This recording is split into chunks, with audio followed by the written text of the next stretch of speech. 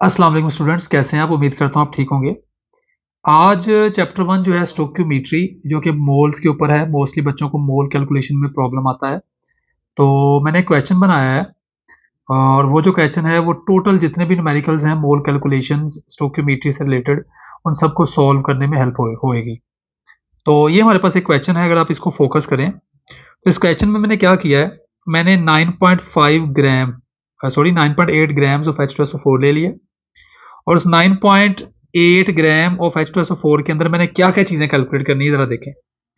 Number of moles calculate करने हैं, number of molecules calculate करने हैं, number of total atoms calculate करने हैं, number of sulphur atoms, number of hydrogen atom, number of oxygen atoms, और इसके बाद number of ions, number of positive ions, फिर नंबर ऑफ नेगेटिव आयंस, इसी तरह number of total charges, number of positive charges, number of negative charges.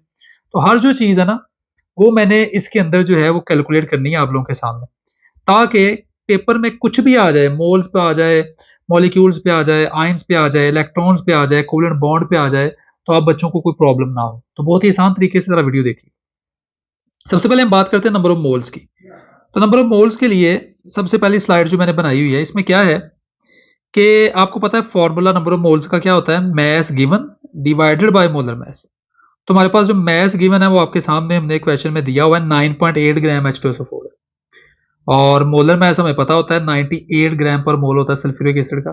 तो हमारे पास फॉर्मूले के अकॉर्डिंग वैल्यू पुट करेंगे तो 0.1 मोल आ गए, 0.1 मोल। अब हमने मोल बहुत इजीली कैलकुलेट कर लिया। और याद रखिएगा, जब भी आपने स्टोइकियोमेट्री से रिलेटेड कोई भी न्यूमेरिकल सॉल्व करना है तो आपने उसके मोल्स लाजमी कैलकुलेट करने हैं। दैट इज वेरी इंपॉर्टेंट, क्योंकि मोल्स समझ लें कि ऐसा पॉइंट है जिससे हो के आपने बाकी पॉइंट्स पे जाना है। तो मोल्स पहले कैलकुलेट करें, बाकी चीजें आहिस्ता आहिस्ता आ जाएंगी। अब हमने मोल्स कैलकुलेट कर लिए 0.1। अब इन 0.1 मोल से हम अगले सवाल की तरफ जाते हैं, that is total number of molecules in 9.8 grams of H2SO4। अब हमने मोल्स तो ऑलरेडी कैलकुलेट किए हुए हैं। जब हमने मोल कैलकुलेट किए हुए हैं तो इन मोल्स से हम मॉलिक्यूल्स निकालेंगे। तो फॉर्मूला जरा मुलाहिजा करें। नंबर ऑफ पार्टिकल्स, क्योंकि H2SO4 is a molecular compound, तो मॉलिक्यूलर कंपाउंड के जो नंबर ऑफ पार्टिकल्स होते हैं वो मॉलिक्यूल्स ही होते हैं, तो ये मैंने ऊपर मेंशन कर दिया। Number of particles means number of molecules of H2SO4, क्योंकि H2SO4 is a molecular substance. इसका फॉर्मूला है number of moles multiplied Avogadro number. अब आपने अभी अभी जो रिसेंटली नंबर ऑफ मोल्स निकाले हैं उसको आप मल्टीप्लाई कर देंगे एवोगैड्रो नंबर से, तो आपके पास total number of H2SO4 molecules आ जाएंगे, जो क्वेश्चन में आपके सामने मैंने आप लोगों से पूछा है। इधर देखें, नंबर ऑफ मॉलिक्यूल्स। तो हमने क्या किया, number of H2SO4 number of moles of H2SO4 molecules, number of moles of H2SO4, तो n is the number of moles. तो नंबर ऑफ मोल्स हमारे पास 0.1 थे, जो कि हमने प्रीवियस स्लाइड में निकाले हैं। और एवोगैड्रो नंबर आप सबको पता है 6.022 इंटू 10⁻23 होता है।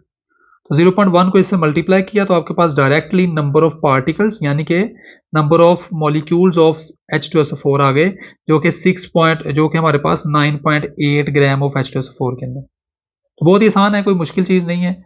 और अगर कोई प्रॉब्लम हो तो वीडियो को रोक के बैक करके दोबारा सुन लीजिए। इस तरह अगला क्वेश्चन आपके पास आ जाता है, टोटल नंबर ऑफ एटम्स। अब भाई मॉलिक्यूल्स तो हमने निकाल ली हैं, मॉलिक्यूल्स इतने आए हैं, एटम्स कितने होंगे?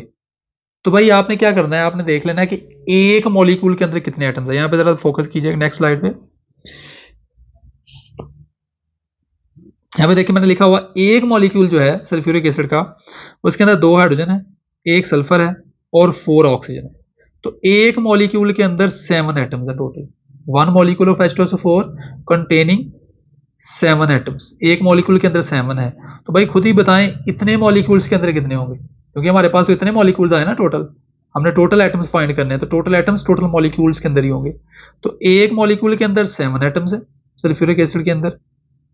तो 6.022 इंटू 10⁻23 मॉलिक्यूल्स के अंदर कितने होंगे?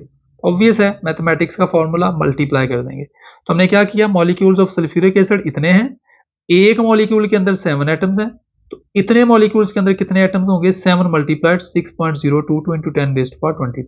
आपके पास टोटल एटम्स आ गए, जो कि आपके पास हैं 9.8 ग्राम्स ऑफ सल्फ्यूरिक एसिड। ठीक है, तो ये हमारे पास एक चीज आ गई। नेक्स्ट, अब अगला सवाल ये है, वो भी बड़ा इंटरेस्टिंग है। अब उसने टोटल एटम पूछ लिए, अब वो टोटल एटम्स के साथ वो इंडिविजुअल एटम्स पूछ रहा है, इसमें हाइड्रोजन कितने एटम्स हैं, इसमें सल्फर एटम्स कितने हैं, इसमें ऑक्सीजन एटम्स कितने हैं। तो वो भी बड़ा इजी है। अब वो भी हम सेम फॉर्मूला अप्लाई करेंगे कि आपके पास जो सल्फ्यूरिक एसिड है, एक मॉलिक्यूल है, एक मॉलिक्यूल ऑफ सल्फ्यूरिक एसिड के अंदर कितने एटम्स हैं हाइड्रोजन के, क्योंकि हम एच एटम्स फाइंड करने लगे हैं, नंबर ऑफ एच एटम्स। तो number of H atoms find करने के लिए आपने एक मॉलिक्यूल के अंदर देखने हैं कितने हैं। एक मॉलिक्यूल के अंदर आप देख सकते हैं, एक मॉलिक्यूल के अंदर 2 एच एटम्स हैं। तो इतने मॉलिक्यूल्स के अंदर कितने होंगे, इसको 2 से मल्टीप्लाई कर देंगे। दोबारा देखें जरा, number of H atoms is equal to number of H2SO4 molecules multiplied number of H atoms पर मॉलिक्यूल। कि जितने एक मॉलिक्यूल के अंदर एच एटम्स थे 2 थे, टोटल मॉलिक्यूल्स कितने थे 6.022 इंटू 10⁻22 मल्टीप्लाई किया, टोटल एच एटम्स आ गए हमारे पास, जो कि टोटल सल्फ्यूरिक एसिड मॉलिक्यूल्स के अंदर है। इस तरह जब आपने सल्फर के एटम्स फाइंड करने हैं तो एक मॉलिक्यूल के अंदर सल्फर के कितने एटम्स हैं 1, तो इतने मॉलिक्यूल्स के अंदर सल्फर के कितने होंगे 1 से मल्टीप्लाई कर देंगे, तो जितने मॉलिक्यूल्स होंगे सल्फ्यूरिक एसिड के उतने ही उसके सल्फर एटम्स हैं। तो वेरी इजी। अगली वाली स्लाइड पे देखते हैं। अगले वाली स्लाइड पे अगर आप फोकस करें तो इसके अंदर क्या है, हमने नंबर ऑफ आयंस फाइंड किए हैं। तो भाई याद रखिएगा, सल्फ्यूरिक एसिड को जब हम वाटर के अंदर डिसॉल्व करते हैं तो ये डिसोसिएट हो जाता है अपने पॉजिटिव और नेगेटिव आयंस के। अब मैंने इक्वेशन लिखी है, इक्वेशन आपको आनी जरूरी है। H2SO4 वाटर के अंदर डिसोसिएट होकर बना रहा है 2H पॉजिटिव आयंस, मतलब 2 पॉजिटिव आयंस हैं, ये लिखा हुआ मैंने, और एक नेगेटिव आयन है। तो एक मॉलिक्यूल जो है वो टोटल कितने आयन बना रहा है, एक मॉलिक्यूल के अंदर 3 आयन है, तो इतने मॉलिक्यूल्स के अंदर कितने आयन होंगे, उसको 3 से मल्टीप्लाई किया होगा। Very easy. बाकी सारे ऐसे ही आपने करते जाना है। आपने एक मॉलिक्यूल के अंदर वो चीज देखनी है कितनी है, और उसको फिर टोटल मॉलिक्यूल्स कितने हैं उससे मल्टीप्लाई कर देना, तो आपके पास वो टोटल आयंस आ जाएंगे। अब एक मॉलिक्यूल के अंदर 3 आयंस हैं, तो number of ions in 1 molecule of H2SO4 3, number of ions in 6.022 10⁻22 molecules of H2SO4, तो हमने मल्टीप्लाई किया 3 इंटू टोटल मॉलिक्यूल्स, तो आपके पास इतने टोटल आयंस आ गए। अब इससे आगे सवाल को पूछ सकता है वो, जैसे मैंने पूछा। और नेक्स्ट क्वेश्चन ये करेगा कि पॉजिटिव आयंस बताएं कितने। तो भाईजान पॉजिटिव आयंस भी बड़ा आसान है। आप देखें कि आपके H2SO4 के एक मॉलिक्यूल के अंदर कितने पॉजिटिव आयन है, 2 हैं। एक मॉलिक्यूल के अंदर पॉजिटिव आयंस 2 हैं, तो इतने मॉलिक्यूल्स के अंदर पॉजिटिव आयन कितने होंगे, 2 से मल्टीप्लाई कर दिए। इसी तरह अगर आपसे वो पूछ ले कि इसके अंदर नेगेटिव आयन कितने हैं, एक मॉलिक्यूल के अंदर एक नेगेटिव आयन, नेगेटिव आयन एक ही है, सल्फेट एक आयन है, तो इतने मॉलिक्यूल्स के अंदर कितने होंगे, इसको 1 से मल्टीप्लाई कर दें। Very easy. उसके बाद नेक्स्ट चलते हैं। नेक्स्ट अब हमारे से पूछता है कि नंबर ऑफ चार्जेस बताएं भाई।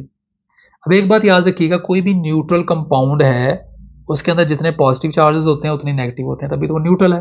अगर पॉजिटिव और नेगेटिव चार्जेस इक्वल नहीं है तो वो आयन है, वो न्यूट्रल मॉलिक्यूल नहीं है। तो इस वजह से हम क्या करेंगे, H2SO4 के ऊपर कोई चार्ज हमें नजर नहीं आता, इसका मतलब है इसके अंदर जितने पॉजिटिव आयन है उतने नेगेटिव आयन। Very easy. अब मैं क्या करूंगा, मैं इसको दोबारा आयंस की फॉर्म में लिख लूंगा। यहाँ पे मैंने आयन और चार्ज में फर्क बताया है, पहले वो देख लें। अब बेटा चार्ज वो होता है जो आपके जो सिंबल है उसके टॉप राइट पे लिखा होता है विद सम साइन पॉजिटिव और नेगेटिव, और आयन वो होता है जो वो पूरा सिंबल होता है। लाइक यहाँ पे H पॉजिटिव एक आयन है और इसके ऊपर जो पॉजिटिव है वो चार्ज। तो यहाँ पे H पॉजिटिव 2 है और एक H पॉजिटिव पे एक पॉजिटिव चार्ज है।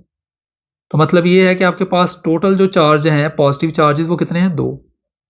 अब अगर पॉजिटिव चार्ज टोटल 2 है तो नेगेटिव भी 2 ही होंगे। अब नेगेटिव में एक आयन पे ही दोनों है, एक आयन है उसी के ऊपर दोनों नेगेटिव चार्जेस हैं, लेकिन यहाँ पे क्या है 2 पॉजिटिव आयन है और हर एक आयन पे एक एक पॉजिटिव है। तो इस वजह से आपके पास यहाँ पे मैंने ये भी किया हुआ है, एक H पॉजिटिव एक H पॉजिटिव एक एक चार्ज है दोनों पे, तो 2 ये हो गए।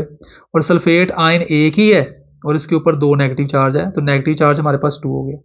तो 1 + 1 टोटल चार्ज कितना है पूरे मॉलिक्यूल पे, 1 + 1 2 पॉजिटिव है और 2 ही नेगेटिव है, तो टोटल हमारे पास चार्ज हो गया 4। तो एक मॉलिक्यूल यहाँ पे लिखा हुआ है टोटल चार्ज पर मॉलिक्यूल, एक मॉलिक्यूल ऑफ सल्फ्यूरिक एसिड उसके ऊपर चार्ज है 4 टोटल। तो इतने मॉलिक्यूल्स के ऊपर कितना होगा, 6.022 इंटू 10⁻22, 4 को इससे मल्टीप्लाई कर दें। Very easy. आप बस एक क्वेश्चन कर लें, एक कॉन्सेप्ट अंडरस्टैंड कर लें, बाकी सारे का सारा खुद ब खुद ही हुई जाए।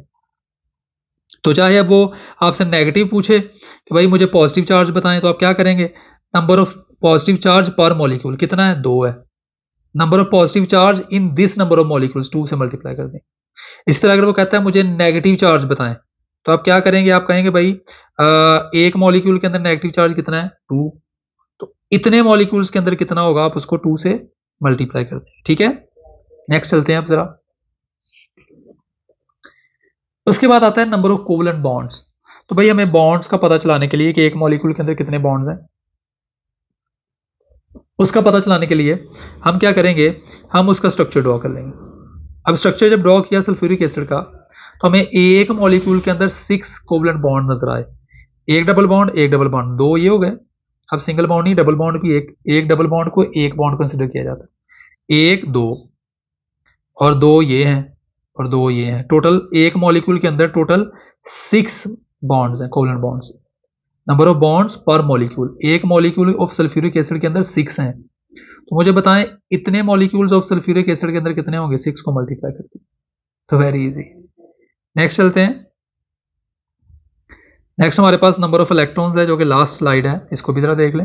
नंबर ऑफ इलेक्ट्रॉन्स हमने फाइंड करने हैं कि हमारे सल्फ्यूरिक एसिड के अंदर जो मॉलिक्यूल है, एक मॉलिक्यूल के अंदर कितने हैं, और जितने हमने मॉलिक्यूल्स के अंदर फाइंड करने हैं वो कितने होंगे। तो एक मॉलिक्यूल के अंदर पहले देख लेते हैं।